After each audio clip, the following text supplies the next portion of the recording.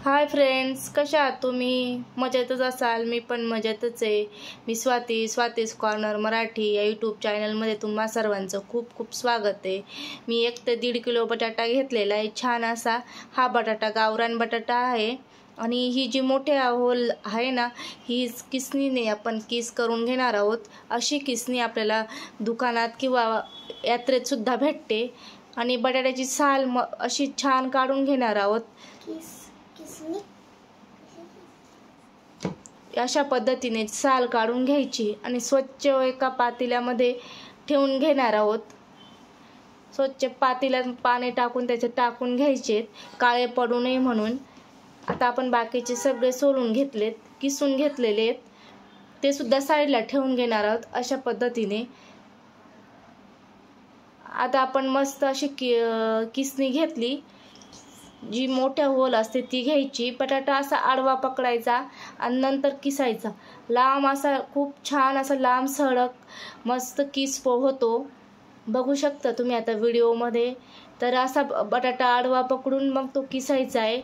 छान असा आपल्याला पाहिजे तसं किस तयार झालेला आहे. जाड आहे, बारीक नाही आहे, खूप जाडही नाही, खूप बारीकही नाही, मीडियम मस्त झालेला आहे. मस्त असा तो किसून झाला एक बटाट्यात. लगेच आपण स्वच्छ असं पाण्यात टाकून घेतला. बघू शकता माझा आता सर्व बटाटा किसून झालेला आहे, किस तयार झालेला आहे. मी असं स्वच्छ धुवून घेतला, 4-5 पाण्याने धुवून झाला. आता मी शेवटच्या पाण्याने तुम्हाला धुवून दाखवते. बघू शकता पाणी किती नितळ आणि स्वच्छ आहे. बटाट्याचा किस टाकल्यावर सुद्धा असंच तयार व्हायला पाहिजे पाणी. आणि निथरून घेणार आहोत व्यवस्थित. मी चाळणीत टाकून घेतला किस. बघू शकता सगळं किस माझा स्वच्छ असा धुवून झाला. चवीपुरते म्हणजे कमीच मीठ टाकायचे वाळवणीच्या पदार्थांमध्ये. आणि एक थोडासा मी त्याच्यात तुरटी टाकून घेतली, म्हणजे 1 शेंगदाण्याच्या तुकड्या एवढी. आणि आता आपण त्याच्यात पूर्ण जो किस केलेला तो टाकून घेतला. पाणी उकळल्यानंतर छान असा झाकण ठेवून 10-1 मिनिटं मस्त अशी उकळी देऊन घेणार आहोत. बघू शकता छान असं दिसून आलेलं आहे की आता आपलं शिजून झालेलं आहे असं. तर आता आपण हातावर घेऊन चेक करून पाहूया. मस्त आता छान शिजल्यानंतर चाळणीतच आपण काढून घेणार आहोत थोडा थोडा अशा पद्धतीने. बघू शकता छान असा नितरून घेतला. खाली नितरून झाल्यानंतर मी एका कपड्यावरतीच टाकून घेणार आहोत.